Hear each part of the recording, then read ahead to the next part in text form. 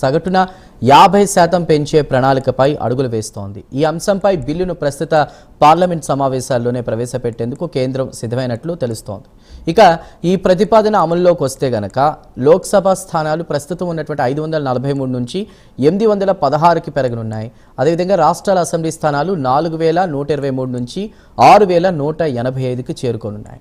తెలంగాణలో అసెంబ్లీ స్థానాలు చూసుకుంటే 119 నుంచి 179కి పెరిగితే ఆంధ్రప్రదేశ్లో 175 నుంచి 263కి పెరుగుతాయి. అదేవిధంగా లోక్సభ స్థానాలు ఆంధ్రప్రదేశ్లో 25 నుంచి 38కి, తెలంగాణలో 17 నుంచి 26కి పెరగనున్నాయి. ఇది ఇప్పుడున్నటువంటి సమాచారం. అయితే జనగణనకు ముందే డీలిమిటేషన్ అనేటువంటి దానికి సంబంధించి చూసుకున్నా కూడా పెరిగే సీట్లన్నీ ప్రాతిపదిక ఏంటి అనేది, ఎందుకంటే 2029 ఎన్నికల నుంచి కూడా అమల్లోకి వెళ్లే దిశగా కూడా ఆలోచన చేస్తూ ఉన్నారు. సో ఏది అయినా కూడా ఇప్పటికే ఎన్డీఏ భాగస్వాములు ఏవైతే ఉన్నారో వాళ్ళకి సంబంధించి కూడా అమిత్ షా మాట్లాడడం అదంతా జరిగింది.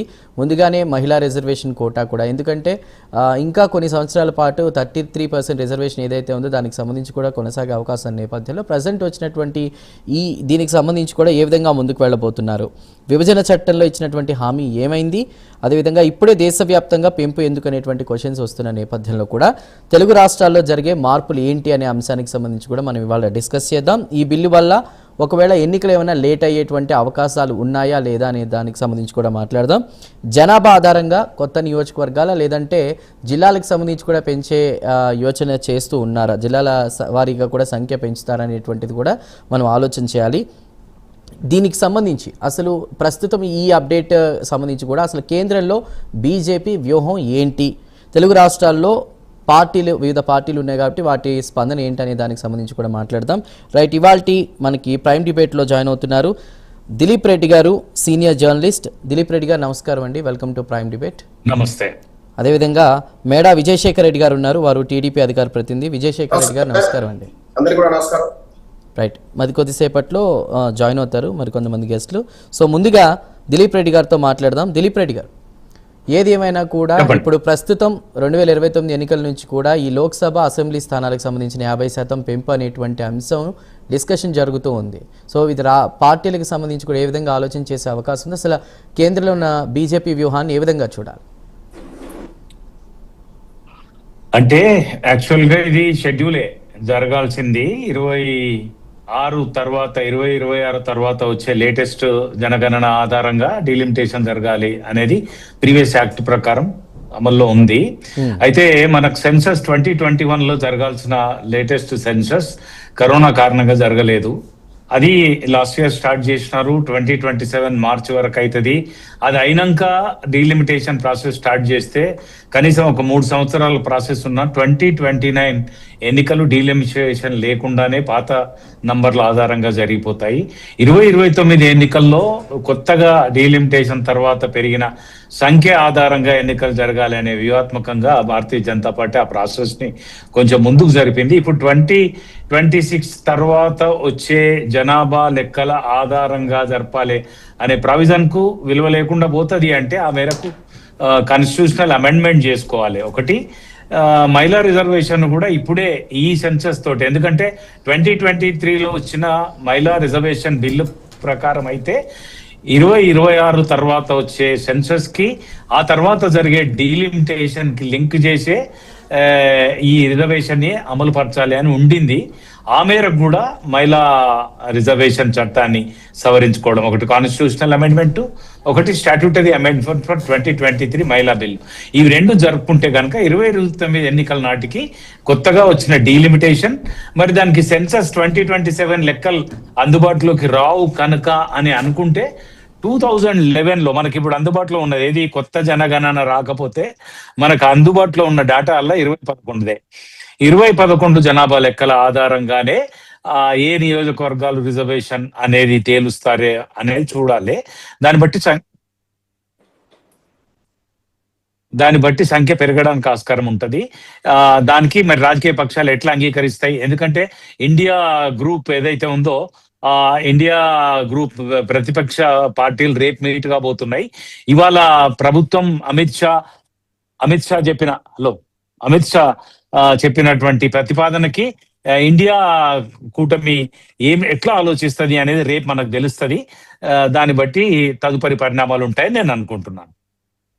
ఎన్నికలు లేట్ అయ్యే అవకాశం ఏమైనా ఉంటుందా? అలాంటి ఛాన్స్ ఉంటుంది? I don't think so. ఎన్నికలు లేట్ అయ్యేయడానికి ఆస్కారం ఏముండదు. కానీ ఒకవేళ వాళ్ళు ఒక దేశం ఒక ఎన్నిక అనే ఒక ఆలోచన కూడా కేంద్రంలో ఉన్న ఎన్డీఏ నేతృత్వం, బీజేపీ నేతృత్వం, ఎన్డీఏ ప్రభుత్వం ఆలోచన చేస్తుంది. ఒక దేశం ఒక ఎన్నిక అని అన్ని ఎన్నికలను ఒక దగ్గరికి తీసుకురావాలంటే not less than half a dozen constitutional amendments, more than half states consent and 2/3 majority in the house అవసరం అవుతుంది. కనుక ఆ మేరకు వాళ్ళు ఏమన్నా కాన్సెన్సస్ సాధించి ఒక దేశం ఒక ఎన్నిక కూడా దీనికే మిక్స్ చేయది, డిలిమిటేషన్ కి, మహిళా రిజర్వేషన్ కి ఒక దేశం ఒక ఎన్నికని కలపాలనుకుంటే 2029 ఎన్నికలు లేట్ అయితే ఏమో కానీ ఒక దేశం ఒక ఎన్నికని కలపకుండా డీలిమిటేషన్ అండ్ విమెన్ రిజర్వేషన్ ని ఇమీడియట్ గా అమల్లోకి తీసుకురావడం అనే రెండే అంశాల మీద వెళ్తే మాత్రం 2029 ఎన్నికలు లేట్ కాకపోవచ్చు. రైట్, దిలీప్ రెడ్డి గారు మాట్లాడతాం. విజయశేఖర్ రెడ్డి గారు మీరేమంటారు? లోక్సభ అసెంబ్లీ స్థానాలు 50% పెంపు అంశానికి సంబంధించి మీ వర్షన్ ఏంటి? అందరికీ నమస్కారం. మీకు అట్లాగే రాష్ట్రంలో వీక్షిస్తున్న ప్రేక్షకులందరికీ కూడా నమస్కారం. సార్, ఇక్కడ మనం ఒక్కసారి చారిత్రాత్మక నేపథ్యాన్ని చూస్తే ఈ డిలిమిటేషన్ ప్రాసెస్ అనేది ప్రతి 10 సంవత్సరాలకు ఒకసారి జరగాల. 1952లో కావచ్చు, తర్వాత 62లో కావచ్చు, 72లో కావచ్చు జరిగింది. ఆ తర్వాత 76లో ఒక అమెండ్మెంట్ చేశారు. అంటే కొన్ని రాష్ట్రాల్లో ఈ ఫ్యామిలీ ప్లానింగ్ వల్ల పాపులేషన్ తగ్గుతూ ఉండడము, కొన్ని రాష్ట్రాల్లో పెరుగుతూ ఉండడము, ఎక్కడైతే పాపులేషన్ తగ్గుతోందో, జనాభా తగ్గుతోందో వారు కొంత వాగ్వాదాలు ఎదగడము, లేదంటే మాకు అన్యాయం జరుగుతుందనే ఒక బాధ కొంత వ్యక్తం చేయడము, ఇక్కడ ఏదైతే ఈ నార్త్ సౌత్ డివైడ్ ఏదైతే ఉందో దీనికి ఇది మరింత ఎక్కువ అవుతుందనే ఒక భయం కావచ్చు. 1976 తర్వాత పూర్తిగా 2001 తర్వాతనే ఈ 2001 సెన్సస్ ఏదైతే జరుగుతుందో దాని తర్వాతనే మళ్ళా డిలిమిటేషన్ చేయాలి, అప్పటి వరకు ఇది ఆపాలనేది 1976లో ఒక కాన్స్టిట్యూషన్ అమెండ్మెంట్ చేశారండి. ఆ అమెండ్మెంట్ ప్రకారము 2001 తర్వాత మళ్ళీ దాన్ని రివ్యూ చేయడం, 2001 తర్వాత కూడా దాన్ని రివ్యూ చేశారు. ఏమని? మళ్ళా ఒక 25 సంవత్సరాలు పెంచుదాం, 2021లో ఏదైతే సెన్సస్ జరుగుతుందో దాని ప్రకారము 2026 తర్వాత దాని మీద మళ్ళా మనం నిర్ణయం తీసుకుందాం, ఆ రోజు అవసరమైన పక్షంలో మనం మళ్ళీ డిలిమిటేషన్ చేద్దామని ఆ రోజు ప్లాన్ చేశారు. సరే, ఈ 25 సంవత్సరాల్లో ఇప్పుడు డిలిమిటేషన్ చేయాల్సిన అవసరం ఉందనే నేను భావిస్తున్నా. ఎందుకంటే ఇప్పుడు డెమోక్రటిక్ ప్రిన్సిపల్ ఏదైతే ఉందో, రాజ్యాంగం ప్రకారము ఒక పర్సన్ అంటే ఒక వ్యక్తి ఒక ఓటు వేస్తే ఆ ఓటు ఒకే వాల్యూ ఉండాలి.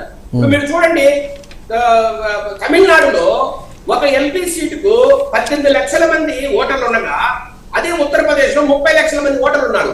అంటే ఒకే వ్యక్తి తమిళనాడు నుంచి ఎన్నికైతే 18 లక్షల మంది ఓటేయాలి, అదే యూపీ నుంచి 30 లక్షల మంది ఓటేయాల్సి వస్తుంది. అంటే అక్కడున్న వ్యక్తులకి వారి ఏదైతే రిప్రజెంటేషన్ ఉందో అది సరిగా జరగట్లేదు కనుక, వారు చెప్పే వాయిస్ కు సరైన అవకాశం ఉండదు కనుక ఖచ్చితంగా డిలిమిటేషన్ చేయాలనేది సెంటర్ వాదన. ఈ రోజు సెంట్రల్ గవర్నమెంట్ ఏదైతే మాట్లాడుతుందో వారి వాదన, అది సహేతుకమే.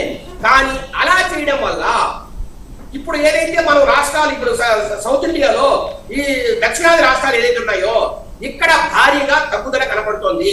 మీరు చూస్తే కేరళలో 20 సీట్లు ఉంటే అది 12 సీట్లు పడిపోతుంది, అంటే 8 సీట్లు తగ్గుదల. అంటే ఒక రాష్ట్రంలో 60 సీట్లు తగ్గితే రాష్ట్రానికి ఏ ప్రాతినిధ్యం ఉంటుంది? అట్లాగే తమిళనాడులో 8 సీట్లు, ఉమ్మడి ఆంధ్రప్రదేశ్ లో 8 సీట్లు, కర్ణాటకలో 2 సీట్లు, ఈవెన్ వెస్ట్ బెంగాల్, ఒరిస్సాలో కూడా. వెస్ట్ బెంగాల్ జనరల్ గా కొంత అంత డెవలప్డ్ స్టేట్ కాకపోయినా అక్కడ కూడా 4 సీట్లు దొరికే పరిస్థితి. ఒరిస్సాలో కావచ్చు, హిమాచల్ ప్రదేశ్ లో, పంజాబ్ లో. ఇప్పుడు ఏదైతే నాన్ హిందీ స్పీకింగ్ స్టేట్స్ ఉన్నాయో, అంటే ఎక్కడైతే హిందీ తక్కువగా మాట్లాడతారో ఇక్కడ అంతా కూడా మీకు జనాభా తగ్గుదల ఉండడం వల్ల ఈ సీట్ తగ్గిపోతూ ఉండడం వల్ల ఇది ఒక కొంత ఇది ఒక ఇష్యూగా తయారైంది. ఈరోజు మీరు ఈ రాష్ట్రాలన్నింటిలో కూడా ఒక రీజనల్ పార్టీస్, ఇప్పుడు మీరు హిందీ స్పీకింగ్ ఏదైతే ఎక్కడైతే ఎక్కువ హిందీ మాట్లాడతారో అక్కడ బీజేపీ లేదా కాంగ్రెస్. కానీ అట్లాగే ఇప్పుడు మీరు చూస్తే ఏదైతే ఈ నాన్ హిందీ స్పీకింగ్ స్టేట్స్ ఉన్నాయి ఇక్కడంతా కూడా రీజనల్ పార్టీస్ ఉన్నాయి, ప్రాంతీయ పార్టీల ఆధిపత్య ధోరణి. సో ఈ ప్రాంతీయ పార్టీలన్నీ కూడా ఈరోజు తిరగబడుతున్నాయి. ఇప్పుడు మేము కష్టపడి ఫ్యామిలీ ప్లానింగ్ చేసి మా రాష్ట్రంలో తగ్గుదల చూపిస్తే జనాభాలో మీరు ఇప్పుడు మాకు అన్యాయం చేస్తారా అని ఈ రోజు ప్రతి స్టేట్ కూడా మాట్లాడే పరిస్థితి. ఇప్పుడు మీరు చూస్తే ఈ రోజు బీజేపీ పార్టీ కావచ్చు, లేదంటే కూటమి ఎన్డీఏ కూటమి ఏదైతే ఉందో ఇది కొన్ని పార్టీల సమాహారం కాబట్టి ఈ రోజు తగినంత బలం లేదు కాబట్టి అందరినీ కూడా కలుపుకుపోయి అందరినీ మెప్పించి ఈ డీలిమిటేషన్ ప్రాసెస్ చేయాలనేది ఈ రోజు బీజేపీ. ఈ ఏదైతే జనం కూడా బాధపడిన పరిస్థితి ఎవరు కాంగ్రెస్ కావచ్చు, లేదంటే ఇతర ఇప్పుడు ఇండియా కూటమిలో ఏదైతే ఉన్నారో ఈ కూటమి పార్టీలు ఎవరు కూడా అడ్డు చెప్పకపోతారు, అడ్డు చెప్పరనేది నా భావన కూడా. ఇంకోటి ఏంటంటే విజయశేఖర్ రెడ్డి గారు మాట్లాడదాం అండి, మిగతా కూడా ఉన్నారు. మనం మెయింటైన్ చేయాలి, అది కూడా ముఖ్యం కాబట్టి ఫెడరలిజం అనేది విజయ్ గారు కాబట్టి ఈ రోజు అందరినీ మెప్పించి చేయాలనేది కూడా నా భావన. రైట్ అండి, రైట్ మాట్లాడదాం, మళ్ళీ కొత్తగా డిస్కస్ చేద్దాం. మనకి ప్రస్తుతం ఆరేపల్లి మోహన్ గారు ఉన్నారు. వారు అడ్వకేట్, ఎక్స్ ఎమ్మెల్యే మానకొండూరు, అదేవిధంగా ఎక్స్ చైర్మన్ జెడ్పీ కరీంనగర్ నుంచి. మోహన్ గారు నమస్కారం. నమస్కారం. మోహన్ గారు, ఇప్పటికే ఎన్డీఏ భాగస్వాములకు అమిత్ షా ఈ విషయాన్ని గురించి చెప్పారు. ఇది లోక్సభ అసెంబ్లీ స్థానాలు 50% పెంపు అంశం, కాంగ్రెస్తో కూడా మాట్లాడేటువంటి అవకాశం ఉంది. ఎలాంటి రెస్పాన్స్ ఉండే అవకాశం ఉంది దీనికి సంబంధించి? ఇది ఈ సీట్ల పెంపు ఏదైతే ఉంది ఇది ఒక పెద్ద ప్లాన్ అని డిస్కషన్ కూడా కాంగ్రెస్ ఇప్పటికే చేస్తుంది అనేటువంటిది అర్థమవుతుంది. సో ఏమంటారు? అంటే ఇప్పుడు కాంగ్రెస్ వాదిగా నేను చెప్పదలుచుకున్నది ఏంటిదంటే, మొదట అమిత్ షా గారు చెప్పిన మాట కట్టుబడి ఈ డీలిమిటేషన్ అనేది జరిగితే సంతోషం. కానీ డీలిమిటేషన్ చేస్తున్న తరుణంలో ప్రభుత్వం ఏ అంశాలు పరిగణలోకి తీసుకుంటుంది అనేది ఒక మాట. ఉదాహరణకు ఇప్పటి వరకు ఉన్న సంఖ్యాపరంగా చూస్తే జనాభా వేరు, ఓటర్లు వేరు. ఇప్పుడు ఉదాహరణకు 15 నుంచి 18 లక్షల ఓటర్లు సౌత్ ఇండియాలో ఉన్నారు. నార్త్ ఇండియాలో 20 నుంచి 30 లక్షల ఓటర్లు ఉన్నాయి, ఎంపీ స్థానాలు ఉన్నాయి. దీన్ని ఏ రకంగా చేస్తారనేది ఒక ఏమంటారు నిబంధనలు ప్రభుత్వం మొదట పార్లమెంట్లో ప్రవేశపెట్టాలి, లేదా ప్రభుత్వ పరంగా ఒక వైట్ పేపర్ రిలీజ్ చేయాలి. ఏమని అంటే ఒక ప్రాతిపాదిక, జనాభా ప్రాతిపాదిక అయితే ఎట్లాగో తీసుకుంటారు. నేను వ్యక్తిగతంగా ఏమంటున్నాను, ఓటర్ ప్రాతిపాదిక ఉండాలి. సపోజ్ ఉదాహరణకు ఓటర్లు ఎంత, జనాభా 50 లక్షలు ఉంటుంది అనుకుందాం ఉదాహరణకు, ఆడ ఓట్లు 30 లక్షలు ఉంటాయి. యూపీలో ఒక పార్లమెంట్ ఉంది అంటే ఇప్పుడు జనాభా 50 లక్షలు ఉంటే 30 లక్షల ఓటర్లు ఉండే అవకాశం ఉంది. నేనేమంటున్నా అంటే ఓటర్ ప్రాతిపాదిక నిర్ణయం చేయాలి. ఓటర్ ఉదాహరణకు 14 లక్షల, 13 లక్షల, 12 లక్షల నుంచి ఒక 50,000 ఓట్ల తేడాతోని పార్లమెంట్ నియోజకవర్గాన్ని డిసైడ్ చేయాలి. అదేవిధంగా అసెంబ్లీ అయితే ప్రత్యేకించి తెలంగాణకు వస్తే విభజన చట్టంలో చేయవలసిన అవసరం ఉంది, ఇప్పటికి చేయలేకపోయారు. గత ప్రభుత్వంలో కూడా మరి మోడీ గారు మాట ఇచ్చారు కానీ చేయలేకపోయాడు. అది కారణం ఏందనేది బీజేపీ నాయకులకే తెలియాలి. కానీ ఒక రాజకీయ నాయకుడుగా మేము ఆలోచించేది ఏంటంటే జనాభా ప్రకారం కన్నా ఓటర్ ప్రాతిపాదికన ఎన్ని ఓట్లకు రాష్ట్రం లోపల అసెంబ్లీ ఒక అసెంబ్లీకి ఎన్ని ఓట్లకు డిసైడ్ చేస్తారనేది ఒక అంశం. ఉదాహరణకి ఇప్పుడు ఎన్నున్నది, తెలంగాణలో 2 లక్షల నుంచి 3 లక్షల ఓటర్లు ఉన్నారు. కరీంనగర్ లాంటి దాంట్లో 4.5 లక్షల ఓటర్లు ఉన్నారు ఒక అసెంబ్లీకి. కాబట్టి నేనేమంటున్నా అంటే దేశవ్యాప్తంగా అసెంబ్లీ యొక్క ఓటర్ నిర్ణయం చేయాలి. హైయెస్ట్ ఓటు ఎంత, పార్లమెంట్కి ఎంత అనేది మొదలు డిసైడ్ చేసి అది అన్ని పక్షాల యొక్క ఆలోచనలు తీసుకొని అన్ని పక్షాల ఆమోదంతో ఈ బిల్లును డీలిమిటేషన్ బిల్లును ప్రవేశపెట్టాలని మొదట కోరుతా ఉన్నా. ఇక డీలిమిటేషన్ ప్రస్తుతం చేతారా చేయరా రాజకీయ కోణంతో వట్టిగా ప్రజల చర్చకు తెచ్చిండ్రా, మరి ప్రజలు ఏమనుకుంటారు అని ఒక ఫీడ్బ్యాక్ కొరకు తెచ్చిండ్రా, లేదా అమిత్ షా గారు మోడీ గారు అనుకొని జస్ట్ ప్రజల్లో ఒక చర్చ జరగని మనం చేస్తామంటున్నాం కానీ ఇతరులు అద్దంటూరు అనే ఒక మీమాంసంతో ఈ అంశాన్ని బయటికి తెచ్చిర్రా అనేది అది బీజేపీ నాయకులకి తెలియాలి. కేంద్రం అధికారంలో ఉంది కాబట్టి నేను అంటాను నిజంగా వీళ్ళకు కేంద్ర అధికారంలో బీజేపీ పార్టీకి చిత్తశుద్ధి ఉంటే గతంలోనే ఏపీ రీఆర్గనైజేషన్ బిల్లు ప్రకారం అసెంబ్లీ సీట్లు పెరగాలి. గత 3 సంవత్సరాల ఆ బిల్లు అప్పుడు కూడా పెట్టలే. ఇప్పుడైనా పెడతారా అంటే మరి పార్లమెంట్ అసెంబ్లీ కలిసి డీలిమిటేషన్ చేస్తామనే మాట చెప్తా ఉన్నారు. మరి ఏ బూచితోని ఏ రకంగా పోస్ట్ పోన్ చేస్తామనేది ఆలోచన నిజంగానే ప్రజల మీద లేదా ప్రజాస్వామ్యం మీద నమ్మకం ఉండి చేస్తారా అనేది అమిత్ షా గారు చెప్పాలి, బీజేపీ మిత్రులు చెప్పాలి. నేను ఒక జాతీయ పార్టీ కాంగ్రెస్ పార్టీ రిప్రజెంటేటివ్గా నేను కోరుకునేది ఏంటంటే, మీరు డీలిమిటేషన్ చేస్తే నిబద్ధతతోని, ఖచ్చితమైన ఆలోచనతోని, ఆ నియమ నిబంధనలతో పాటు జనాభా ప్రాతిపాదికన ముందు ఓటర్ ప్రాతిపాదిక తీసుకొని ఎన్ని ఓట్లకు ఏ అసెంబ్లీ ఉండాలి, ఎన్ని ఓట్లకు పార్లమెంట్ ఉండాలని మాట చెప్తూనే అది 5-10 వేల ఓట్లు తేడాతోనే ఒక అసెంబ్లీ ఒక పార్లమెంట్ ఉండాలి తప్ప ఒక ఏమంటారు ఇప్పుడున్న ప్రకారం చూస్తే మీకు ఇదివరకు కూడా చెప్పినాం ఏమంటున్నాము 14 లక్షలు ఉన్న పార్లమెంట్ ఉంది, 30 లక్షలు ఉన్న పార్లమెంట్ ఉంది, 18 లక్షలు ఉన్న పార్లమెంట్ ఉంది, 22 లక్షల ఓట్లు ఉన్న పార్లమెంట్ ఉంది. కాబట్టి ఇది అంబిగ్యూటీ, అంటే ఇది సరిగా లేదు. కాబట్టి డీలిమిటేషన్ కావాలన్నమాట కేంద్రం ఒక ఆలోచన చేసి తెచ్చినందుకు మరి కేంద్రం నిజంగా స్పష్టత ఉండి చేయాలనే తగిన ఆలోచన ఉంటే స్వాగతిస్తూ ఉన్నాం. కానీ చేసే ముందు 2 అంశాలు ఏమిటి అంటే, ఇదివరకు ఆ చట్టం ఉంది, డీలిమిటేషన్ యాక్ట్ 2009లో కూడా కేంద్ర ప్రభుత్వం చేసింది. దాని ఆధారంగానే అప్పుడు మేము ఎమ్మెల్యేలమైనాం. డీలిమిటేషన్ అయ్యి తెలంగాణలో కానీ అప్పుడు ఆంధ్రప్రదేశ్ చెప్తే డీలిమిటేషన్ యాక్ట్ 2009లో అయింది. అప్పుడు డివైడ్ అయింది. అప్పుడు కేంద్రంలో కాంగ్రెస్ పార్టీ అధికారంలో ఉంది, అప్పుడు చేసింది. అయితే ఇప్పుడు ఈ ప్రభుత్వం కూడా చేయాలనే సదుద్దేశం ఉంటే తప్పక చేయాల్సిన అవసరం ఉన్నదని కేంద్రం భావించి, ప్రజాస్వామ్యం మీద నమ్మకం ఉంటే, ప్రజాస్వామ్య వ్యవస్థలను పటిష్టపరచాలన్న ఆలోచన ఉంటే, బడుగు బలహీన వర్గాల రిజర్వేషన్తో పాటు మహిళా రిజర్వేషన్ కూడా ఇంప్లిమెంట్ చేస్తామని మాట చెప్తా ఉన్నారు. సంతోషం. మహిళా రిజర్వేషన్ బిల్లును ఎంతకాలం పెండింగ్ పెట్టారు, ఏమైంది, ఇది ఇప్పుడు చర్చించే అవసరం లేదు. రెడ్ 2034 వరకు కూడా ఉంది కదా, టైం ఉంది.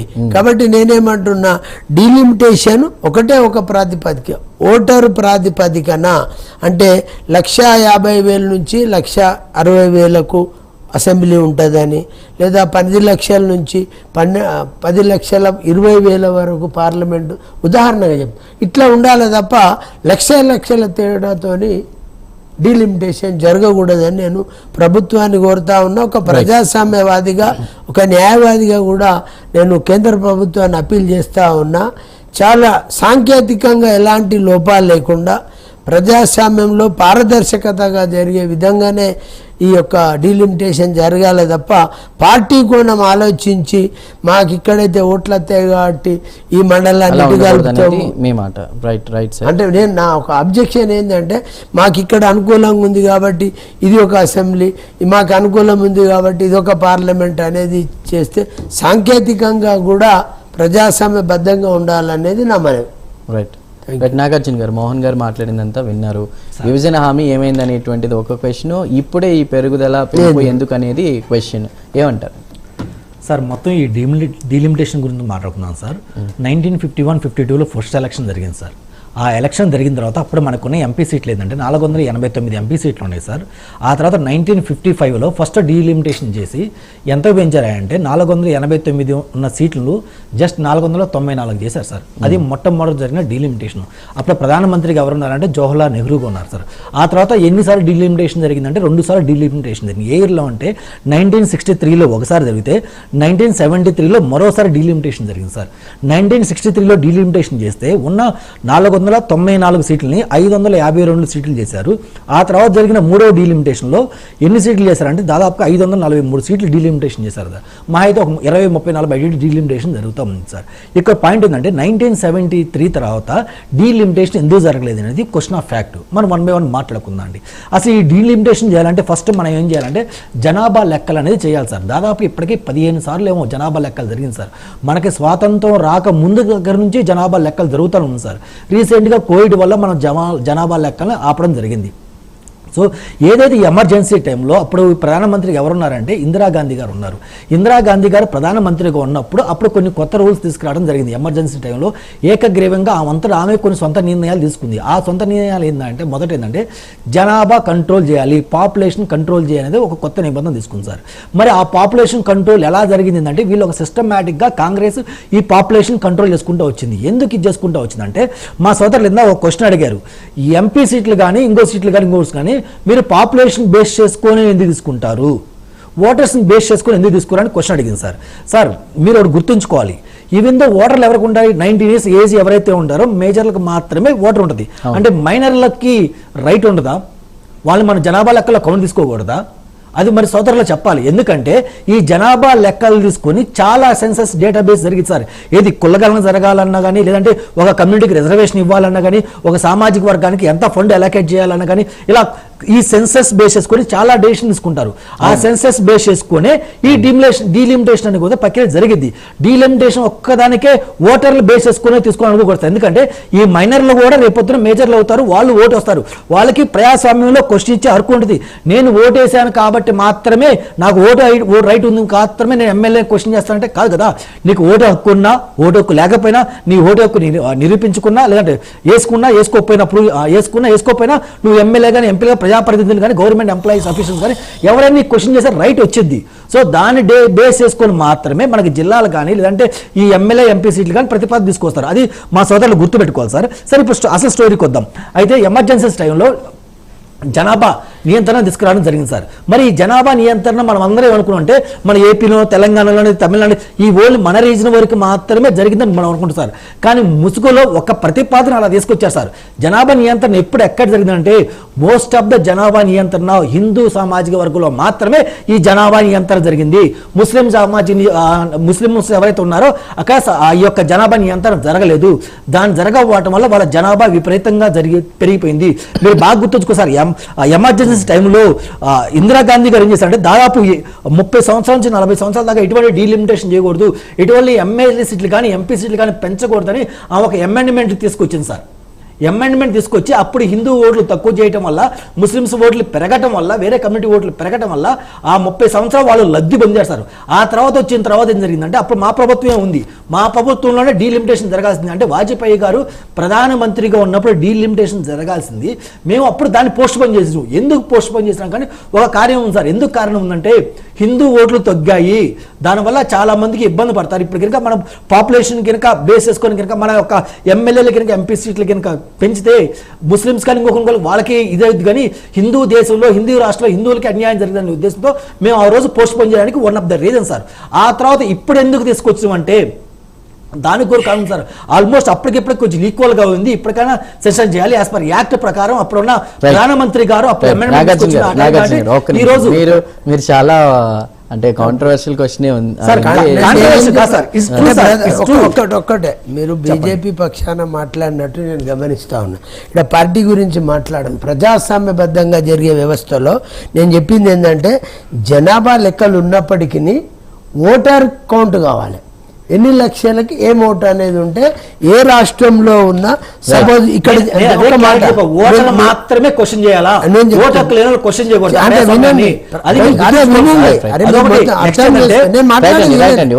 ఒకటే మాట నేను చెప్పదలుచుకున్నాను. జనాభా లెక్కలు ఉండకూడదు అంటే లేము. సపోజ్ ఉదాహరణకు 2 లక్షల జనాభా ఉంటుంది, 1,40,000 ఓట్లు ఉంటాయి. ఒకడ 2 లక్షల జనాభా ఉంటుంది, 1,80,000 ఓట్లు ఉండొచ్చు. నేనేమంటున్నా అంటే జనాభా ఉన్నప్పటికీ ఓటరు యొక్క సంఖ్యను నిర్ధారించాల్సిన అవసరం ఉంది. మొదట అది చెప్పండి అనే మాట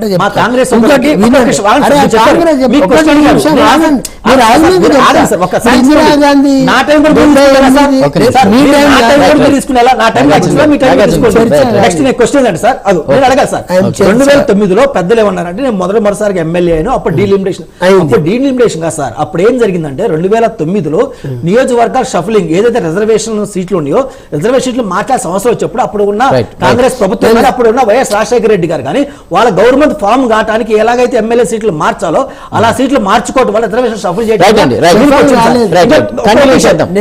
ఇదే సోదరులకు ఒక క్వశ్చన్ అడుగుతాను సార్. ఆ రోజు మల్కాజ్గిరి పార్లమెంట్ లో మీ యొక్క ముఖ్యమంత్రి కానీ మీ గవర్నమెంట్ ఉంది కానీ మీ టైంలో ఏర్పడింది కదా. అదే మల్కాజ్గిరి యొక్క నియోజకవర్గానికి ఎన్ని ఓట్లు సార్? దాదాపు మల్కాజ్గిరి సార్. మరి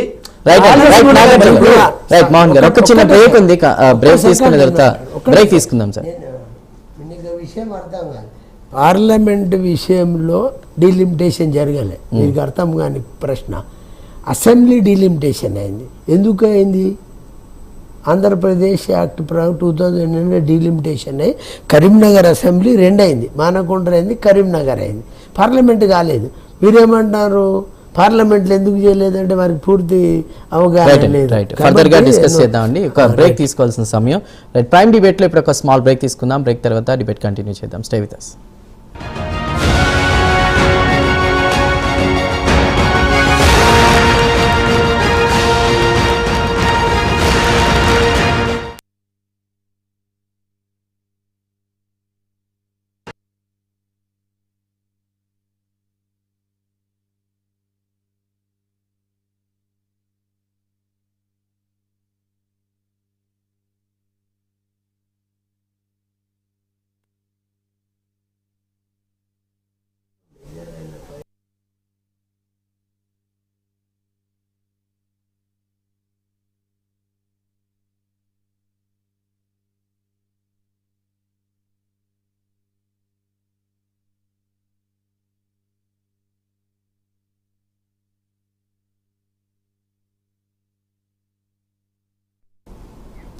నమస్తే, గుడ్ ఈవినింగ్. నేను Chandu. Welcome to prime debate. దేశంలో ప్రజా ప్రాతినిధ్యాన్ని విస్తరించే దిశగా కేంద్ర ప్రభుత్వం కీలక నిర్ణయం తీసుకుంది. లోక్సభతో పాటు అన్ని రాష్ట్రాల అసెంబ్లీ స్థానాలను సగటున 50% పెంచే ప్రణాళికపై అడుగులు వేస్తోంది. ఈ అంశంపై బిల్లును ప్రస్తుత పార్లమెంట్ సమావేశాల్లోనే ప్రవేశపెట్టేందుకు కేంద్రం సిద్ధమైనట్లు తెలుస్తోంది. ఇక ఈ ప్రతిపాదన అమల్లోకి వస్తే గనక లోక్సభ స్థానాలు ప్రస్తుతం ఉన్నటువంటి 543 నుంచి 816కి పెరగనున్నాయి.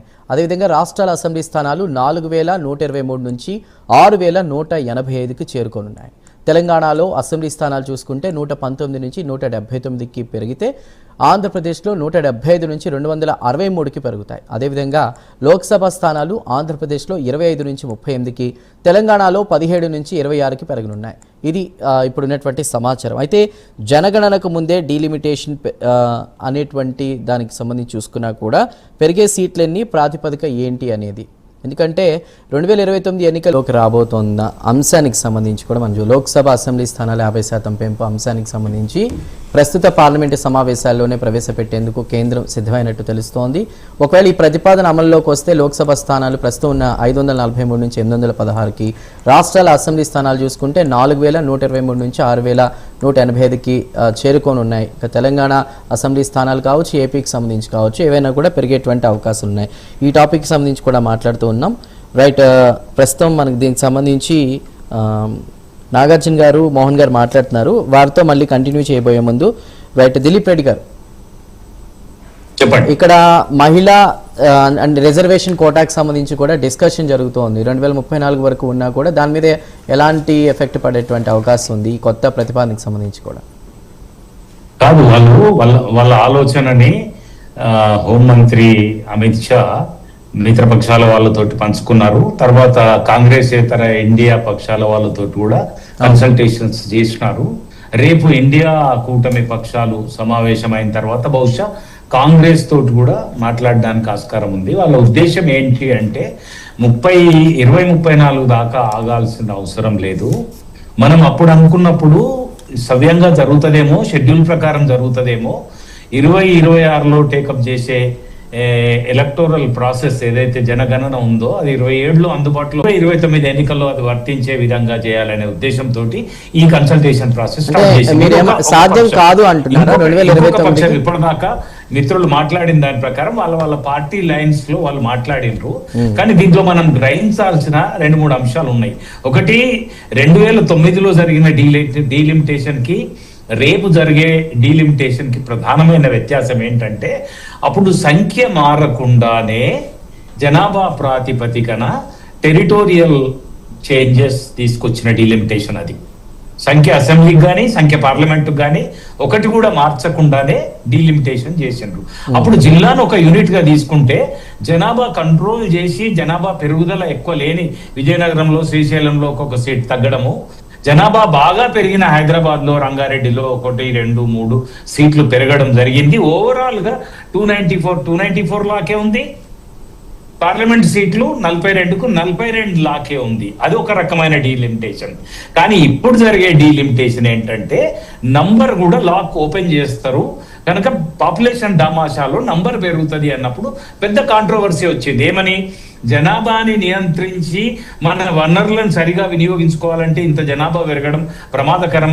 జనాభాను నియంత్రించాలి అంటే దానికి కట్టుబడి ఆంధ్రప్రదేశ్ ఇప్పుడు విభజన తర్వాత తెలంగాణ, ఆంధ్రప్రదేశ్, తమిళనాడు, కేరళను జనాభాని నియంత్రించితే, జనాభాని కంట్రోల్ చేస్తే గ్రోత్ కంట్రోల్ అయింది. కానీ జనాభాని నియంత్రించని ఉత్తరప్రదేశ్ లాంటి రాష్ట్రాల్లో పాపులేషన్ పెరిగింది. ఒకవేళ పాపులేషన్ ప్రాతిపదికనే ఇందాక మిత్రులు సజెస్ట్ చేసినట్టుగానే ఇగో ఇంత పాపులేషన్ కు లేదా ఇంత ఓటర్స్ కు పాపులేషన్ కు కొంచెం వ్యత్యాసం ఉన్నా ప్రపోర్షనేట్ గానే ఉంటది. కానీ వాటి ప్రాతిపదికన నియోజకవర్గాలు నిర్ణయిస్తే మేము జనాభా నియంత్రించిన వాళ్లకు తక్కువ రిప్రజెంటేషన్ వస్తుంది. జనాభా అదుపు ఆజ్ఞ లేకుండా పెరిగిన ఉత్తరప్రదేశ్, బీహార్, మధ్యప్రదేశ్ వంటి రాష్ట్రాలకి పార్లమెంట్ లో ఎక్కువ ప్రాతినిధ్యం వస్తుంది. ఇది సరైనది కాదని మన దగ్గర స్టాలిన్ కానివ్వండి, చంద్రబాబు కానివ్వండి, ఇది చాలా ఇష్యూని రేజ్ చేసినారు. పెద్ద కాంట్రవర్సీ జరిగింది, నిజమే కదా అని ఈవెన్ ఆలోచన పరులు కూడా అన్నప్పుడు ఇది అట్లా కాదు, మరి జనాభా ప్రాతిపదికన అయితే నిజంగానే ఈ సౌత్ రిప్రజెంటేషన్ తగ్గుతుంది, నార్త్ కి ఆటోమేటిక్ గా రిప్రజెంటేషన్ పెరుగుతుంది. కనుక జనాభాకి ప్రపోర్షనేట్ సంఖ్య పెంపుల జోలికి వెళ్లకుండా ఈ ఒక్కసారికి మాత్రం మనము ఇదివరకు ఎంత సంఖ్య ఉండనో దాని మీద 50% పెంచుదాము అన్నది ఇవాళ కొత్తగా వచ్చిన ఐడియా. ఈ ఐడియా ప్రకారం ఏంటంటే జనాభా కంట్రోల్ చేసి గ్రోత్ ఆపినారా, కంట్రోల్ చేయకుండా గ్రోత్ విచ్చలవిడిగా పెరిగిందా, వాళ్ళకి ఎక్కువ రిప్రజెంటేషన్ వస్తుందా, వీళ్ళకి తక్కువ వస్తుందా, రేపు ఈ ప్రాతిపదిక ప్రకారమే రేపు వనరులు కూడా వస్తే, రేపు నిధులు కూడా వస్తే మేము నష్టపోతాం కదా పాపులేషన్ కంట్రోల్ చేసినందుకు అని ఏ దక్షిణాది రాష్ట్రాలు అయితే అంటున్నాయో వాళ్ళకి ఒక టెంపరీ సొల్యూషన్ కింద కేంద్ర ఆలోచన ఏంటి అంటే వద్దొద్దు అట్లా వెళ్ళము, ఈసారి మేమేం చేస్తామంటే ఇదివరకు ఎంత సంఖ్య ఉండనో 50%, అది కేరళలో అదే వర్తిస్తుంది, పాండిచేరిలో అదే వర్తిస్తుంది, తెలంగాణలో అదే వర్తిస్తుంది, ఉత్తరప్రదేశ్లో అదే వర్తిస్తుంది అని అన్నారు. ఇది ఒకటి ఇప్పుడున్న పరిస్థితుల్లో ఒక రీజనబుల్ సొల్యూషన్. దీనికి ఇండియా కూటమి పక్షాలు ఎట్లా ఆలోచిస్తాయనేది ఒక 24 గంటల్లో మనకు తెలుస్తుంది. అది సిచ్యువేషన్. రైట్. విజయ్ గారు. సార్ 2001 సెన్సస్ తర్వాత ఏదైతే అమెండ్మెంట్ చేశారో కాన్స్టిట్యూషన్ అమెండ్మెంట్ 84, అది కేవలము జనాభా ప్రాతిపదికన ఎక్కడ ఏ రాష్ట్రాలైతే ఈ జనాభాను నియంత్రించడానికి ప్రయత్నం చేశాయో వాటిని మనం పేనలైజ్ చేయకూడదు, వాటిని ఇబ్బంది పెట్టకూడదు. ఇలా చేయడం వల్ల రేపు పొద్దున మిగతా రాష్ట్రాలు కూడా ఈ అంటే జనాభాను మళ్ళీ పెంచడానికి ప్రయత్నం చేస్తాయి. దీనివల్ల మనకి పాపులేషన్ పెరిగిపోతుంది ఇండియాలో. అంటే విజయ్ గారు మేజర్ గా వినిపిస్తున్న క్వశ్చన్ ఏంటంటే జనాభా ప్రాతిపదికన ఒకవేళ వాళ్ళు గనక ఇలా కేటాయిస్తే దక్షిణాది రాష్ట్రాల గలం పార్లమెంట్ లో బలహీనపడే ప్రమాదం ఉందా అనేటువంటిది కూడా ప్రశ్న వినిపిస్తోంది. ఖచ్చితంగా సార్ 24 ఇప్పుడు 2001 సెన్సస్ తర్వాత 24 అమెండ్మెంట్ ఏదైతే చేశారో దానికి కారణం అదే. ఎక్కడైతే ఇప్పుడు సౌత్ ఇండియన్ స్టేట్స్ ఎక్కడైతే పాపులేషన్ నియంత్రించాయో వారిని పేనలైజ్ చేయడం కరెక్ట్ కాదు. ఇప్పుడు మన నాగార్జున అన్నారు మైనారిటీస్, హిందూ, అది కాదండి. వాస్తవంగా ఏంటంటే ఎక్కడైతే పాపులేషన్ నియంత్రణ జరిగిందో వారిని మనం పేనలైజ్ చేయకూడదు. మనం ఒక రాంగ్ డెసిడెన్స్ అంటే ఒక రాంగ్ ఇది మనం ఇవ్వకూడదు. అంటే రేపటితో అన్ని రాష్ట్రాలు కూడా జనాభాను మళ్ళీ పెంచడానికి ప్రయత్నం చేస్తాయి ఇలా మనం డిలిమిటేషన్ చేస్తే. కాబట్టి దీనికి ఒక కొత్త సొల్యూషన్ దొరుకుకోవాలి. కాబట్టి ఇంకొక 20 సంవత్సరాలు దీని ఇట్లాగే మనం 25 సంవత్సరాలు ముందుకు తీసుకెళ్దాం. ఈ 25 సంవత్సరాలు కూడా ఇంకా మనం జనాభా నియంత్రణ చేస్తే తర్వాత మనం చేద్దాము. కానీ ఈ రోజు కూడా ఖచ్చితంగా ఈ సీట్లు ఏదైతే ఉన్నాయో అవి పెంచాలా లేదంటే ఇది పెంచితేనే కరెక్ట్ అనేది ఎక్కడా లేదు సార్. పెంచితే మంచిది. ఎందుకంటే సార్ ఈ రోజు పాపులేషన్ విపరీతంగా పెరుగుతోంది. పెరిగిన పాపులేషన్ కు ఒక ఎంపీ అనేది ఇప్పుడు ఈ రోజు 10 లక్షలు ఉన్న పాపులేషన్ 20 లక్షలు అయినప్పుడు ఒక ఎంపీ అనేది అందరినీ కావలేడు, అంతమంది జనాభాతో మాట్లాడలేడు. కాబట్టి ఒక ఎంపీకి ఒక తక్కువ జనాభా ఉండడమే కరెక్ట్. రెండో విషయం ఏంటంటే సార్ ఇప్పుడు ఈ జనాభా ప్రాతిపదికన కానీ డిలిమిటేషన్ జరిగితే మనకున్న ఏదైతే ఈ సౌత్ ఇండియన్ స్టేట్స్ ఏదైతే ఉన్నాయో ఇవి ఖచ్చితంగా నష్టపోతాయి. దీనికి ఏ రీజనల్ పార్టీ అంగీకరించదు, ఇంక్లూడింగ్ అన్ని రీజనల్ పార్టీస్. రెండోది Hindi non Hindi speaking states అనేది ఒక కొత్త డివైడ్, ఒక కొత్త సమస్య స్టార్ట్ అవుతుంది. ఇప్పుడు ఎక్కడ మీరు యూపీ కానీ మధ్యప్రదేశ్ కానీ రాజస్థాన్ అట్లాగే గుజరాత్ బీహార్ స్టేట్స్ లో హిందీ ఎక్కువ మాట్లాడే స్టేట్స్ లోనే ఈ పాపులేషన్ పెరగడం వల్ల సీట్లు పెరుగుతున్నాయి. దానివల్ల మిగతా స్టేట్స్ లో ఉన్న ప్రాంతీయ పార్టీలు కావచ్చు లేకపోతే రాజకీయ నాయకులు కావచ్చు దీని మీద ఎక్కువగా ప్రతిస్పందించే అవకాశం ఉంది. సార్ ఈ రోజు మీరు ఇప్పుడు ఈ రోజు బిల్లు పెడుతున్నారు కదా, ఈ బిల్లు అంత మామూలు విషయం కాదండి. దీనికి సంబంధించి ఒక స్పెషల్ మెజారిటీ పార్లమెంట్ లో ఉండాలి, లోక్సభలో కానీ రాజ్యసభలో కానీ ఒక స్పెషల్ మెజారిటీతో ఆమోదించాలి. అట్లాగే ఈ దేశంలోనే అర్థం రాష్ట్రాలు వీటి మీద అప్రూవ్ తీసుకోవాలి. ప్రతి ఈ రోజు సపోజ్ 30 రాష్ట్రాలు ఉన్నాయనుకోండి, కనీసం 15 రాష్ట్రాల్లో దీన్ని ఆమోదించాలి. అట్లా అయితేనే ఈ కాన్స్టిట్యూషన్ అమెండ్మెంట్ ఏదైతే ఉందో 84 కాన్స్టిట్యూషన్ అమెండ్మెంట్ దానికి మళ్ళీ అమెండ్మెంట్ చేయించు మనం పెట్టబోతున్నారో అది అట్లా చేస్తేనే మళ్ళా మనం కొత్త విధంగా ఇప్పుడు ఈ రోజు అంటున్నారు కదా, దిలీప్ సార్ అన్నారు 50% మనం పెంచడం అనేది. సార్ ఇదైతే సహేతుకం, ఎవరికైతే ఇబ్బంది ఉండదు. ఇప్పుడు అక్రాస్ ద స్టేట్స్, అది నార్త్ సౌత్ వెస్ట్ ఈస్టర్న్ కాకుండా అన్ని రాష్ట్రాల్లోనూ ఈక్వల్ గా సీట్లు పెరగడం వల్ల ఎవరికి ఇబ్బంది ఉండదు. రీజనల్ పార్టీస్ కూడా ఏమీ మాట్లాడలేవు. నాకు తెలిసినంత వరకు కాంగ్రెస్ కూడా ఎక్కడ దీన్ని విభేదించడానికి పెద్దగా ఇష్యూ ఉండదు. కాబట్టి ఇది ఒక మంచిదే. కానీ దీంట్లో కూడా కాంగ్రెస్ వాళ్ళు ఏమంటారు అంటే హిందీ స్టేట్స్ లో ఎక్కువ పెరుగుతాయి కదా, ఇక్కడ ఇప్పుడు మీరు అక్కడ బలంగా ఉన్నారు కదా ఈ బీజేపీ, దానివల్ల మీకే లాభం కదా, దానివల్ల మిగతా వాళ్ళు నష్టపోతారు కదా అనే మాట కూడా మాట్లాడదు సార్. కాకపోతే ఈ రోజు సెంట్రల్ గవర్నమెంట్ ఏదైతే తీసుకుందో డెసిషన్, ఆ డెసిషన్ సహేతుకం అనేది నాకున్న అవగాహన కూడా సార్. రెండోది ఓటర్ పాపులేషన్ రేషియో ఏదైతే ఉంది సార్, అదేం పెద్దగా చేంజెస్ ఉన్నవండి. మోహన్ గారు మాట్లాడుతున్నారు కానీ ఈ రోజు 70%, ఇప్పుడు 70 ఉందండి ఓటర్ టు పాపులేషన్ రేషియో 70. అంటే 70 మంది ఓటర్లు ఒక 100 మంది పాపులేషన్ ఉన్నారు ఈ రోజు. ఇది సౌత్ ఇండియా కావచ్చు లేదంటే నార్త్ ఇండియా, ఒక 3-4% తేడా ఉంటుంది కానీ ఎక్కువ పర్సెంటేజ్ తేడా ఉండదు. కాబట్టి ఓటర్ ద్వారా తీసుకున్నారా పాపులేషన్ ద్వారా తీసుకునే దాని వల్ల పెద్ద తేడా ఉండదండి. కానీ అసలు ఈ పాపులేషన్ గ్రోత్ నే మీరు కన్సిడర్ చేయొద్దు. ఎంతసేపు అయినా ఏదో ఒక ఈక్వాలిటీ అనేది ప్రతి స్టేట్ కు మీరు చేయండి, మెయింటైన్ చేయండి. విజయ్ గారు మాట్లాడదామండి. మోహన్ గారు, వారి క్వశ్చన్కి ఆన్సర్ చెప్పబోయే ముందు నాదొక ప్రశ్న సార్. పరిపాలనా సౌలభ్యం లేదా ప్రజాధనం విషయానికి వచ్చినా కూడా ఎమ్మెల్యేలు ఎంపీ సీట్లు పెంచడం వల్ల సమస్యలు త్వరగా పరిష్కారం అవుతాయా, లేదంటే ఖజానా మీద ఎఫెక్ట్ పడే అవకాశం ఉందా? ఖజానా మీద ఎఫెక్ట్ పడే అవకాశం ఉన్నప్పటికీ ప్రజాస్వామ్యబద్ధంగా ప్రజల యొక్క రిప్రజెంటేషన్ ఉండవలసిన అవసరం ఉంది.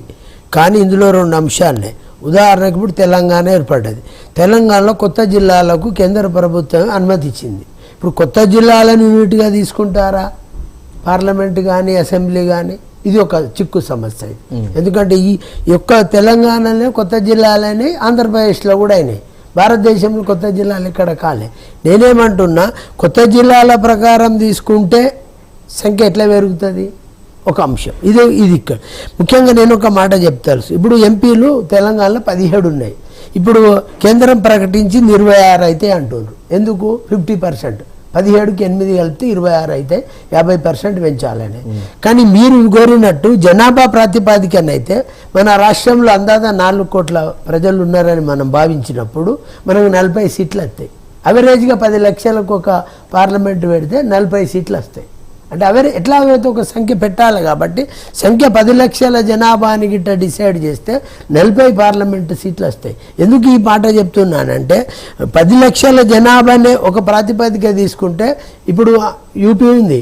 యూపీలో 66 కోట్ల మంది ఉన్నారు, 60 సీట్లు అవుతాయి. అక్కడ తెలంగాణలో 40 సీట్లు అవుతాయి, తేడా 20 ఉంటాయి. కానీ జనాభా తీసుకుంటే ఇంకా తగ్గి మనకి 26 అవుతున్నాయి.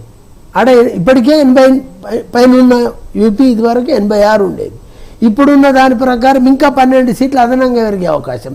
అంటే సౌత్ ఇండియాలో అయితే జనాభా తీసుకుంటే సౌత్ ఇండియా మొత్తం నష్టం జరుగుతుంది. అది ఆంధ్రప్రదేశ్ కావచ్చు, తెలంగాణ కావచ్చు, తమిళనాడు, కేరళ, కర్ణాటక రాష్ట్రాలలో జనాభా ప్రాతిపాదికన ఇప్పుడు ఇచ్చిన ఈ దామాషా ప్రకారం మనకు సౌత్ ఇండియాకు నష్టం జరిగే అవకాశం కేంద్ర ప్రభుత్వం చేస్తుందనే భావన వస్తుంది.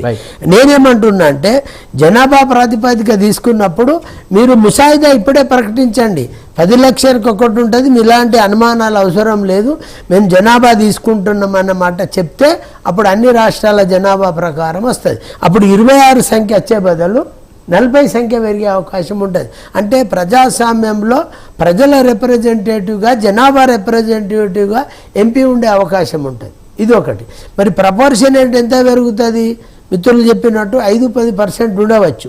కానీ ఓటర్లు ఇవాళ జనాభా తీసుకుంటే నిన్నటి వరకు 17 ఏళ్ళు ఉన్నోడు జనాభాలను వేస్తాడు, ఓటర్గా రాడు. వితిన్ స్పాన్ ఆఫ్ 1 ఇయర్ లోపల ఓటర్ అవుతాడు. అప్పుడు డీలిమిటేషన్ జరిగేది. అప్పుడు ఏమవుతుంది? ఈ యొక్క 10% 15% ఉన్నోళ్ళు వితిన్ 1 year లోపట్నే ఓటర్లుగా మారిపోతారు. వాళ్ళు ఓటేసే అవకాశం లేదు. డీలిమిటేషన్లో మరి ఈ యొక్క నిర్ధారించిన ఈ విధానంలో ఆ కాన్స్టిట్యున్సీలో సంఖ్య పెరుగుతుంది. రైట్ అండి, రైట్. కాబట్టి నేనేమంటున్నా అంటే జనాభా ప్రాతిపదికన ఒకవేళ తీసుకుంటే మీ ముసాయిదాలో మొదలే పార్లమెంట్కి ఎంత జనాభా ఉంటుంది, అసెంబ్లీకి ఎంత జనాభా ఉంటుంది చెప్పినప్పుడే ఉత్తర భారతదేశం దక్షిణ భారతదేశం యొక్క వ్యత్యాసం కొంత తగ్గే అవకాశం ఉంటుంది. కానీ మీరు జనాభా మాట చెప్పి ముసుగు చెప్పి ఓటర్ల విషయమే మళ్ళీ చెప్తే మాత్రం నష్టం సౌత్ ఇండియాకి జరిగే అవకాశం ఉంది. మిత్రులు ఒక మాట చెప్తూ ఏమంటే ఇందిరాగాంధీ జనాభా నియంత్రణ ఆనాటి పరిపాలన గురించి ఒక మాట చెప్పిండు. నేను ఇవాళ కూడా చెప్తా ఉన్నాం, వాజ్పేయి ఎందుకు చేయలేదు అంటే వారే చెప్పిండ్రు జనాభా తక్కువ ఉన్నది కాబట్టి చేయలేదు. మరి ఇప్పుడు మోడీ గారు చెప్తారా మా నియంత్రణ లేదు కాబట్టి హిందువులే బాగా పెరిగినరు, 4 అంతలు పెరిగినరా 5 అంతలు పెరిగినరా అనే అభిప్రాయం ప్రజల్లో మనం మతం గురించి సంఖ్య గురించి ఒక్క మాట మిమ్మల్ని అడగల ఎందుకు మీరు పోసుకుంటారు. ఒక్క మాట వినండి.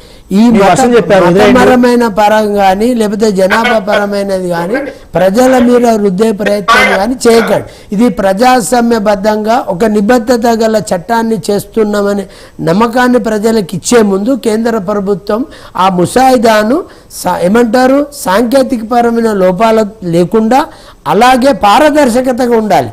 కాబట్టి నేను చెప్పదలుచుకునేది ఏంటంటే జనాభా తీసుకుంటే ఒక నిష్పత్తి జనాభా తీసుకుంటే 10 లక్షల 15 లక్షల 20 లక్షల ఒక పార్లమెంట్ ఉంటుంది, 5 లక్షల 2 లక్షల లక్షన అసెంబ్లీ ఉంటుందని దేశవ్యాప్తంగా ముసాయిదా ఉండాలి తప్ప జనాభా ఒక దిక్కు పెట్టి ఓటర్లది ఒకటి పెట్టి జనాభా అదే ప్రశ్న ఇప్పుడు నాగార్జున గారు, జనాభా నియంత్రణ పాటించిన దక్షిణాది రాష్ట్రాలకి రాజకీయంగా న్యాయం జరుగుతుందా? ఎందుకంటే ఇది జనాభా ఎక్కువ ఉన్న ఉత్తరాది రాష్ట్రాలకు మేలు చేసేలా ఉంది తప్ప సౌత్కి అన్యాయం జరుగుతుందేమో అనేది వినిపిస్తున్న మాట. సార్ మా సోదరులు గుర్తుంచుకోవాల్సింది ఏంటంటే ఈ భారతదేశంలో ఎక్కువ సంవత్సరాలు పరిపాలించింది కాంగ్రెసే. పాత చట్టాలు కానీ అనుకనుకున్న కాదనుకున్న చాలా ఎక్కువ చట్టాలు తీసుకొచ్చింది కూడా కాంగ్రెసే. ఆ చట్టాల ద్వారా కొన్ని మంచి జరగవచ్చు, కొన్ని జరగవచ్చు. కానీ ఎక్కువ చట్టాలు తీసుకొచ్చింది ఎవరంటే కాంగ్రెస్ తీసుకొచ్చింది. అందులో ఒక చట్టం మా సోదరులు కాంగ్రెస్ పార్టీ అయినా కానీ ఆ చట్టాన్ని ఎందుకు సోదరులు మర్చిపోయారు. ఏం చెప్పా అంటే ఎమ్మెల్యే డీలిమిటేషన్ అంటే ఎమ్మెల్యేగా ఎంపీ సీట్లు ఎలా పెంచాలంటే డీలిమిటేషన్ అనేది base on census population base చేసుకొని పెంచాలని చెప్పి కాంగ్రెస్ పార్టీ చట్టం చేసింది. బహుశా సోదరులు అది మర్చిపోయారు అనుకుంటా. అయితే ఇప్పుడు సోదరులు ఒక క్వశ్చన్ గుర్తుంచుకోవాలి. ఇప్పుడు సోదరులు ఏమంటున్నారంటే మీరు జనాభా లెక్కల ప్రకారం గనక ఎమ్మెల్యే ఎంపీ సీట్లు పెంచితే మన సైడ్ ఉన్న ఏదైతే స్టేట్లు ఏపీ తెలంగాణ తమిళనాడు బెంగళూరు ఉండే కర్ణాటక స్టేట్లు ఉన్నాయో అవి కోల్పోతాయి కదా. అవతల సైడ్ ఎక్కువ పాపులేషన్ ఉంది కాబట్టి వాళ్ళకి ఎక్కువ సీట్లు వస్తాయి, మనకు డామినేషన్ తగ్గిపోద్ది కానీ మన సోదరులు అంటున్నారు. మరి ఆ చట్టం తీసుకొచ్చింది, ఆ రూల్స్ తీసుకొచ్చింది ఎవరు? కాంగ్రెస్ పార్టీ కదా. ఫస్ట్ మీ పార్టీని మీరు క్వశ్చన్ చేయాలి, మీ పార్టీని మీరు బ్లేమ్ చేయాలి. సో మీరు తీసుకొచ్చిన రూల్స్, మీరు తీసుకొచ్చిన ఏదైతే ఉన్నాయో దానివల్ల మన స్టేట్లకి అన్యాయం జరుగుతుందని చెప్పి మేము గ్రహించాం. కాబట్టి ఈవెన్ దో వేరే స్టేట్లో మా పార్టీ ఎక్కువ డామినేషన్ ఉన్నా కానీ మేము కావాలనుకుంటే వేలు తీసుకొచ్చిన చట్టం ప్రకారం మేము పెంచవచ్చు. మా దగ్గర ఉన్న ఏరియాలో ఎమ్మెల్యే సీట్లు ఎంపీ సీట్లు మేము పెంచుకోవచ్చు. అది కరెక్టే కాదని చెప్పి ఈ రోజు మేము అమెండ్మెంట్ తీసుకొచ్చి ఆర్టికల్ సవరించి మేము తీసుకున్న చట్టం ఏంది, ఇప్పుడు ఏదైతే ఎమ్మెల్యే ఎంపీ సీట్లు ఉన్నాయో అవి 50% పెంచుకుందాం ఇర్రెస్పెక్ట్ ఆఫ్ ద పాపులేషన్ అని మేము ఒక సవరణ ఇచ్చాం, ఒక అడ్వాంటేజ్ ఇచ్చాం. అంటే ఇక్కడ నాదొక క్వశ్చన్, 2026 తర్వాత వచ్చే సెన్సస్ జనాభా లెక్కలను బేస్ చేసుకుని రాజ్యాంగబద్ధంగా వెళ్ళాలి కానీ 2011 చేసినటువంటి దాన్ని బేస్ చేసుకుని వెళ్ళడం ఎంతవరకు కరెక్ట్ అనేది కూడా ఆలోచించాలి. దానికి అదే ఇంపార్టెంట్. లేదు ఒకటి గుర్తుంచుకోవాలి, ఇది 2011 2026 సెన్సస్ అంటే సెన్సస్ దేనికి తీసుకున్నారు అనేది ఒక ఇంపార్టెంట్. సెన్సస్ బేస్ చేసుకొని ఎమ్మెల్యేలు చేస్తున్నారా ఎంపీ చేస్తున్నారా లేదు ఒక ఇంపార్టెంట్. సార్ సెన్సస్ మన దగ్గర 5 కోట్ల జనాభా ఉన్నా 10 కోట్ల జనాభా ఉన్నా ఏపీ తెలంగాణలో 50 కోట్ల జనాభా ఉన్నా కానీ మన దగ్గర పెరిగే సీట్లు 50% మాత్రమే. అంటే 100 ఎమ్మెల్యే సీట్లు ఉంటే అవి 150 అయింది. నువ్వు 100 కోట్ల జనాభా మన ఏపీ తెలంగాణలో ఉన్నా కానీ మనకు వచ్చే సీట్లు 150 సీట్లు మాత్రమే. అది గమనించాలి, అది గుర్తు చేసుకోవాలి. మరి సెన్సస్ ఎందుకు చేస్తున్నారు అనేది మెయిన్ ఇంపార్టెంట్. సెన్సస్ ఎందుకు చేస్తున్నా అంటే ఎస్సీ ఎస్టీ రిజర్వేషన్లు కానీ మహిళా రిజర్వేషన్లు కానీ ఇంకొకటి అమలు చేయడానికి డెఫినెట్ గా గత కోవిడ్ టైంలో 2021లో జరగాల్సిన సెన్సస్ జరగలేదు కాబట్టి ఇప్పుడు చేద్దామని చెప్పి ఇప్పుడు చేస్తున్నారు. ఆ సెన్సస్ అనేది చాలా రకాలుగా ఉపయోగపడింది. పద్ధతి. ఈ రిజర్వేషన్ ఎలా పెంచాలి, ఎస్సీ రిజర్వేషన్ ఎలా చేయాలి, ఎస్టీ రిజర్వేషన్ ఎలా చేయాలి, లేదా ఓబీసీ ఎలా చేయాలి, ఇంకొక పద్ధతి కోసం ఈ యొక్క సెన్సస్ చేస్తున్నారు. అంతేగాని దీని బేస్ చేసుకొని ఎమ్మెల్యే సీట్లు పెంచట్లా, దీని బేస్ చేసుకొని ఎంపీ సీట్లు పెంచట్లా. ఇన్ కేసు అది బేస్ చేసుకొని కనుక ఎమ్మెల్యే ఎంపీ సీట్లు పెంచితే మన రాష్ట్రాలకి డెఫినెట్ గా అన్యాయం జరిగింది.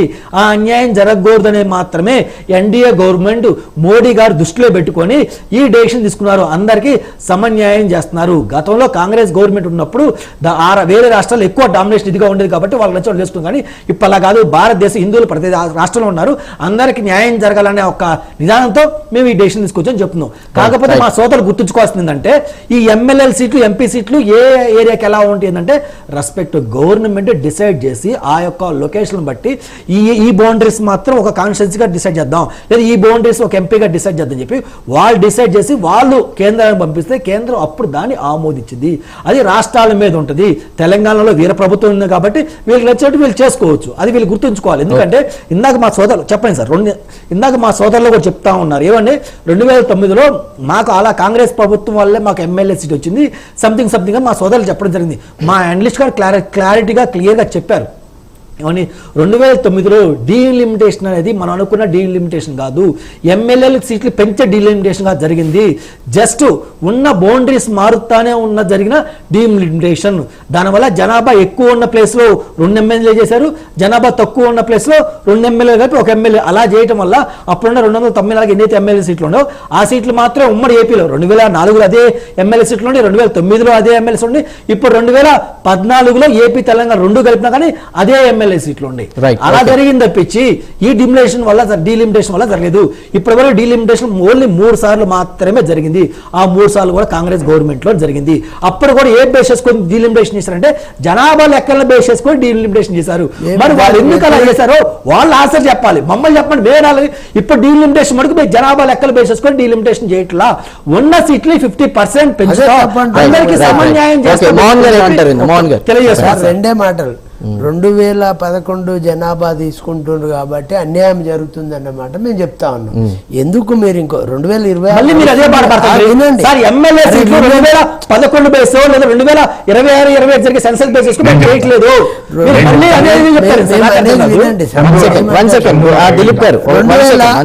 ఇప్పుడు 3 రోజుల్లో 2026 జనాభా ప్రాతిపదికన చేయగలిగితే కొంత న్యాయం జరుగుతుందనే ఆలోచన ప్రజల్లో ఉంది. చాలా మంది విద్యావేత్తలు ఉంది, విశ్లేషకులు కూడా చెప్తా ఉన్నారు.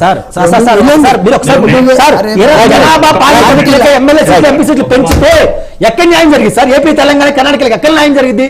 అది సోదరులు చెప్పండి. మీ వీళ్ళ సీఎం పోరాటం చేస్తున్నారు కదా, మీరు జనాభా లెక్కల ప్రకారం ఎమ్మెల్యే సీట్లు పెంచొద్దు, ప్రపోర్షనల్ గా పెంచండి అని వీళ్ళ సీఎంఏ ఒకవేళ ఒక సైడ్ ఫైట్ చేస్తుంటే ఈయన మళ్ళీ ఇండియా కుటుంబం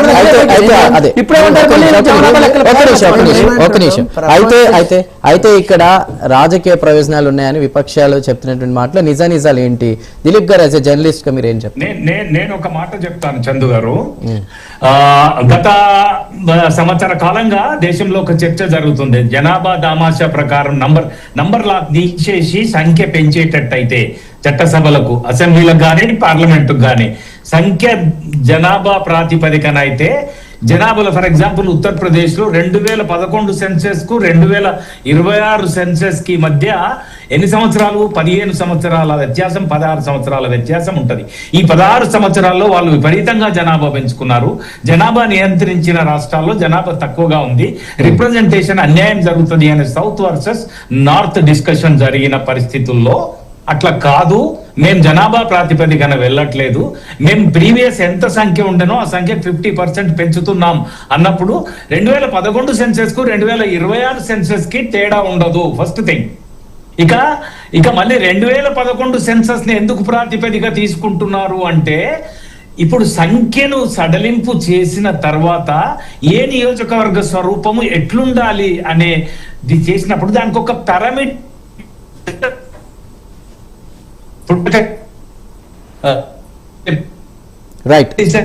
ముందు పాపులేషన్ లేకపోతే ఓటర్స్ ఏ నియోజకవర్గానికి ఎంత అట్లా డిసైడ్ చేయరండి. ఒక రాష్ట్రంలో సంఖ్య లాక్ అయిన తర్వాత టోటల్ పాపులేషన్ ఎంత ఉందో divided by number of assembly అయితే ఒక్కొక్క కాన్స్టిట్యున్సీకి యావరేజ్ గా ఎన్ని ఓటర్లు వస్తారు, పార్లమెంట్ కి ఈ సెగ్మెంట్స్ వస్తాయి. కొన్ని రాష్ట్రాలలో 7 సెగ్మెంట్లు ఉన్నాయి మన దగ్గర ఉన్నట్టు, కొన్ని చోట్ల 6 ఉన్నాయి, ఇది అసెంబ్లీని ప్రాతిపదిక చేసుకొని ఆ రాష్ట్రంలో ఉన్న population divided by the number, new number. ఇప్పుడు మీరు చెప్పారు కదా 543కి 543 కాస్త 800 ఎంత అవుతుంది అన్నారు, 543 కాస్త 816 అవుతుంది అన్నారు. అట్లాగే మన రాష్ట్రంలో వస్తే 119, తెలంగాణ 179. ఆ నంబర్ లాక్ అయిన తర్వాత total population will be divided by that 179. అప్పుడు ఎంత పాపులేషన్ వస్తుందో అది average population for assembly segment. అప్పుడు అసెంబ్లీ సెగ్మెంట్ ను ఫిజికల్ గా టెరిటరీస్ ఎట్లా డిసైడ్ చేస్తారంటే proximity, province and connectivity. Conclusion తీసుకుందాం అండి, సమయం లేదు ముగించాలి. ప్రకారం ఒక వైపున మొదలుపెట్టి ఒక ఎండ్ వరకు వెళ్తూ ఒక్కొక్కటి డివిజన్ చేస్తారు. Parameters are there, protocols are there. దాంట్లో మనం గొడవ పడాల్సింది లేదు అనేది నా అభిప్రాయం. రైట్ అండి, రైట్. ఎనీవే సమయం లేదు కాబట్టి ముగించాల్సిన సమయం. ఫైనల్ గా మీరు ఏమంటారు? ఒక్కటే మాటలు చెప్తున్నా. ఇది డీలిమిటేషన్ అనేది ప్రజాస్వామ్యబద్ధంగా ఒక ముసాయిదా పెట్టి అసెంబ్లీ యొక్క సంఖ్య ఇప్పుడు చెప్పిండ్రు. ఉదాహరణకు సంఖ్య ఇప్పుడు ఏమంటారు 179, యావరేజ్గా 180 అనుకుందాం.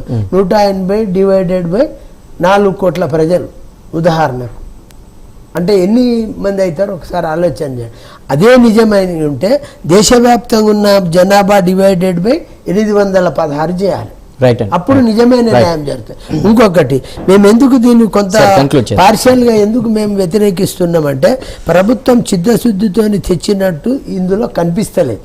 ఎందుకు కనిపిస్తలేదు అంటే ఓవరాల్ గా మీకు ఇస్తున్నాం 50% వేస్తున్నాం మేము చేస్తున్నాం అనే మాట చెప్తున్నారు మొదటి నుంచి. మేము ఇస్తున్నాం అనే మాట చెప్పకుండా మేము చేస్తున్నాం ఈ విధానం అనే మాట చెప్పాలి తప్ప మేము 50% వేస్తున్నాము అని అంటే చెప్తున్నారు. రైట్, మీరేమంటారు? అది తప్పు అంటున్నారు సార్. మా కాంగ్రెస్ పార్టీ సోదరులకి కొంచెం క్లారిటీ మిస్ అయింది, అది గమనించాలి. ఎందుకంటే మేము 50% సీట్లు పెంచుతున్నామంటే దాంట్లో తప్పే ఉంది. జనాభా లెక్కల ప్రాతిపదికన మేము పెంచట్లేదు. ఇప్పుడు ఇంతకుముందు మీకు ఏదైతే ఉందో దాన్ని బట్టి 50% పెంచుతామని చెప్పింది. ఎందుకంటే ఈ పాపం కూడా కాంగ్రెస్ పాపమే. ఎందుకు ఒక మాట చెప్తే వినండి సార్. నాడు ఎమర్జెన్సీ టైంలో వన్ సైడెడ్గా మీరు ఒక ఫ్యామిలీ ప్లానింగ్ ఇంప్లిమెంట్ చేయడం వల్ల, అది మా సైడ్ ఇంప్లిమెంట్ చేయడం వల్ల మా సైడ్ జనాభా తగ్గింది. వేరే ఉత్తరాంధ్ర వేరే సైడ్లు సౌత్ సైడ్ మీరు ఇంప్లిమెంట్ చేయలేదు, అక్కడ జనాభా పెరిగింది. అక్కడ మీ గవర్నమెంట్ అక్కడ గవర్నమెంట్ మీయే ఉండి జరిగింది. సెకండ్ మాట ప్లీజ్ మరి మాసాజ్ చేసే అక్కడ కూడా చేయాలి కదా ప్రధానమంత్రి. అక్కడ